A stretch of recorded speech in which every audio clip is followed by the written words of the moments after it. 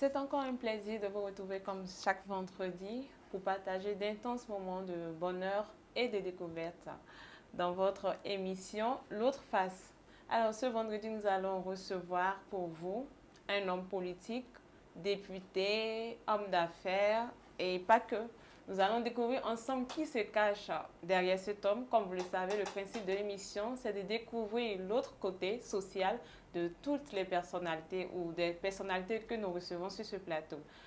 Nous accueillons pour vous Monsieur Diritama. Bienvenue et bonnes conditions d'écoute. Monsieur Diritama, bonsoir. Bonsoir. Alors, d'entrée de jeu, je vais alimenter la vive polémique qui existe depuis belle lurette. Depuis que vous êtes nommé à l'Assemblée nationale, il y a des sobriquets, on vous surnomme député nommé, député de lait et tout ça. Comment vous vous sentez lorsque vous écoutez ce genre de choses? Ben, moi, ça veut dire une chose, c'est que les gens s'intéressent à moi. Donc, c'est bien. Vous savez, quand vous rentrez en politique, soit vous décidez d'écouter ce que les gens, souvent ils sont très peu, disent de mauvais de vous, ou d'écouter ce que les bonnes choses qu'on dit de vous de la part d'une grande majorité. Moi, j'ai toujours fait l'option d'écouter ce qui est positif. Et donc, du coup, primo, c'est que au Togo comme ailleurs, les élections législatives sont des élections. Ça veut dire que, à la fin de l'élection, le député est élu et le ministre est éventuellement nommé. Donc, sauf à prouver, et depuis là j'attends toujours comme le prouve, que soit nous n'étions pas candidats, ou bien alors, écoutez, qu'il y a des résultats qui sont différents des résultats qu'on a proclamés. Maintenant, après, quelqu'un qui dit député nommé, député au lait, tout ça, bon, c'est... Moi, ça me rassure. Ça veut dire que, en fait, ce que nous faisons intéresse beaucoup de personnes parce que c'est pas tout le monde qu'on appelle député nommé. Donc, non, ça ne dérange pas. Honnêtement, ça m'a jamais dérangé. Alors, en conclusion, on retient que Monsieur Honorable est zen, malgré tout ce qui se dit sur lui. Non, et puis là, ça va. Aujourd'hui, j'ai eu plus que ça dans les 2017-2018 quand j'ai quitté les marches. Ou en 2014, quand j'ai quitté la coalition, j'ai eu plus que ça. Donc, c'est normal. Quand vous rentrez en politique, il faut avoir le cuir tendu, il faut avoir le cuir épais plutôt. Et puis, bon, voilà, s'assurer que les gens vous traiteront de beaucoup de noms, mais c'est bon. C'est dans l'ordre normal des choses, ça ne me gêne pas. Je l'avais dit dans l'introduction, vous avez plusieurs casquettes. Vous êtes homme d'affaires, vous êtes député, vous intervenez beaucoup dans le social. Mais vous êtes également très actif sur Internet. Comment vous gérez votre temps? Non, ça va. Aujourd'hui, comme je le dis, parfois, nos téléphones sont des ordinateurs ambulants, surtout quand c'est de bons téléphones.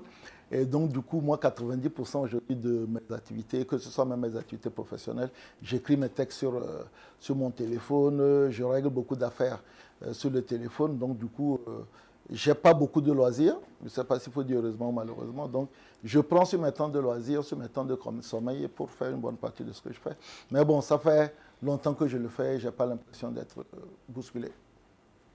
C'est ça. Alors, chers téléspectateurs, vous avez toujours votre chance si vous souhaitez rencontrer l'honorable, puisque malgré tout, il dispose de son temps. Et nous l'avons remarqué, ou alors, si vous êtes membre actif de sa page, vous aurez remarqué qu'il dispose beaucoup de son temps, il accorde son temps aux jeunes et aussi aux enfants, puisqu'il a créé la fondation GETAC. Alors, parlez-nous-en, honorable.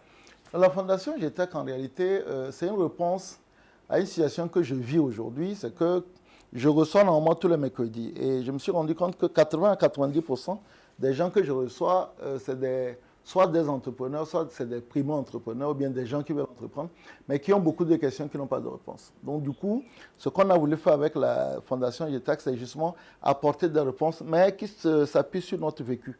Moi, je suis un entrepreneur, j'ai fait énormément d'échecs.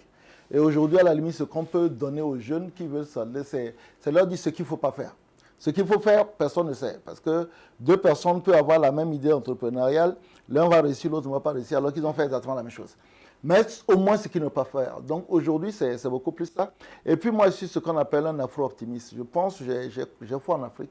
J'aime l'Afrique, j'aime le Togo. Je sais qu'il y a beaucoup de choses qui ne vont pas. Je suis opposant au Togo. Donc, mais je pense que nous sommes les pays du possible, du rêve possible. La preuve, c'est que les Chinois quittent, des Européens quittent venir s'installer en Afrique.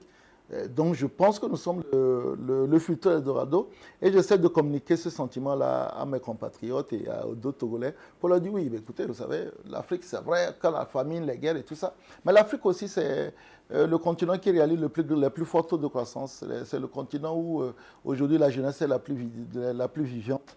Donc voilà, ça fait partie des choses qui m'ont amené à créer la Fondation GETAC. En résumé, vous croyez beaucoup au potentiel des jeunes Togolais? Oui, bien sûr, les Togolais sont industrieux, ils se battent. Parfois, c'est l'organisation, parfois, c'est la réponse aussi étatique. C'est le gouvernement, les ministères, les choses. Parfois, on n'a pas l'impression que ces services publics-là sont l'écoute des jeunes. C'est vrai. Parfois, on a l'impression, et nous-mêmes, on l'a essayé à plusieurs reprises, qu'on n'a pas toujours l'impression qu'il y a cette écoute-là. Et je peux dire aujourd'hui que, bon, n'étant pas dans le service public, les gens, quand même, par ma voix, arrivent à exprimer certains sujets et on arrive parfois quand même à régler certains problèmes par rapport à ça. Donc, oui, moi, je crois au Togo, je crois à l'Afrique et je pense que dans 50 ans, peut-être, si les jeunes d'aujourd'hui s'y mettent, on sera le futur Eldorado, comme l'a été le Far West dans le 18e siècle. Nous l'espérons tous. Merci. Entrepreneuriat, oui, mais vous êtes également un féru de la culture, spécialement de la culture togolaise. Oui, ben, vous savez, la culture, c'est ce qui nous reste. C'est ce qui reste quand tout est fini. La culture, c'est ce qui reste quand tout est fini. Vous avez beaucoup de maisons. Quand vous n'êtes plus là, personne ne pense à votre maison. Vous avez écrit un livre, votre livre va rester. Vous avez fait une chanson. Aujourd'hui, nous écoutons Bella Bello. Elle n'aurait pas fait sa chanson, qui connaîtrait Bella Bello? Personne. Elle aurait peut-être à l'époque eu des maisons à ne pas en finir, mais personne. Dans la culture, c'est ce qui nous reste quand tout est fini. Et je crois que nous devons encourager, nous devons accompagner les gens qui sont impliqués dans la culture. Même si je dois faire une petite mention au Togo, on a trop le malheur de dire, penser que quand on parle de culture, c'est les musiciens uniquement, quoi. Ben non, la culture, moi aussi, écrivain, je suis un artiste aussi, donc je fais partie du milieu culturel. Alors, vous avez parlé d'encourager, de promouvoir. Est-ce que vous avez des projets en ce sens? Là, avec Cameroun, on est en train d'étudier un projet de maison de production. On a déjà arrêté le budget, on va commencer à chercher les financiers. Et puis bon, ben, aujourd'hui, je lutte au niveau de l'Assemblée pour qu'on puisse ouvrir les lieux de spectacle, parce que ça fait quand même bientôt 1 année et demie, bientôt 2 ans même d'ailleurs, que ça a été bloqué. Et voilà, c'est les choses qu'on peut faire. Et puis aujourd'hui, chaque fois quand même, sur ma page, tous les lundis, je publie un clip d'un jeune artiste. Parce que parfois, j'ai la chance quand même d'être beaucoup suivi. Donc, ouais, c'est une façon de donner un coup de pouce. Et puis, quand les spectacles seront ouverts, ben, je ferai toujours le plaisir d'assister aux spectacles. C'est ce qu'on peut faire. Nous ne sommes pas comme dans un pays comme la Côte d'Ivoire où vous avez des gens qui peuvent faire sortir 10 millions. Ben, je n'ai pas 10 millions pour que ce soit 10 millions pour donner à quelqu'un pour le promouvoir. Vivement que ce projet naisse toujours très bientôt. Alhamdulillah.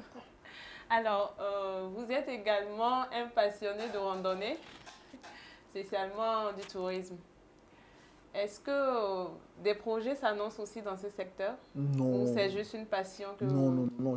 J'ai dirigé pendant 3 ans une agence de tourisme qui s'appelait Togo Tête d'Aventure, qui a eu un certain succès. Mais le gros problème, c'est que les Togolais même n'aiment pas visiter leur pays. Donc, vous avez une agence de tourisme, c'est uniquement les étrangers, les Blancs à la limite qui viennent faire. J'ai mis beaucoup d'argent dans ce projet-là. Aujourd'hui, je fais des randonnées pour mon propre plaisir. Mais est-ce que vous ne pensez pas qu'il y a un problème à la base si les Togolais ne s'intéressent pas à la visite de C'est culturel. Parce que sincèrement, vous avez des gens qui sont à Lomé qui vous disent, moi, Tchévier, là, je ne connais pas. Il faut que quelqu'un m'invite à Tchévier. Le petit blanc, il prend son sac à dos, il va faire le tour du monde alors qu'il ne connaît, c'est juste avec son atlas. Aujourd'hui, même pas atlas, on a Google Maps. Donc c'est culturel, il n'y a pas de... Les gens n'ont pas la curiosité. Vous avez quelqu'un, moi je suis du Nord, les gens te disent, ah, Kara là, pour que je aille connaître Kara, il faut que quelqu'un m'invite. Ben non, tu prends un bus, tu arrives à Kara, tu trouves une chambre d'hôtel, et en ayant fouillé sur Internet, tu peux faire toutes les visites des lieux touristiques. Il y a même des guides touristiques qui sont sur place. Donc pour moi, c'est culturel. Nous vous remercions, honorable Djeri Komandega Tama. Alors, chers téléspectateurs, l'appel est lancé. Faites l'effort de connaître votre pays ou alors la ville qui est à proximité de chez vous. Ça pourra toujours aider. Nous vous remercions de nous avoir suivis dans cette émission L'autre face. Nous espérons que vous avez que cela a contribué à découvrir un peu plus l'honorable. Et nous nous verrons très bientôt dans notre prochain numéro. Merci.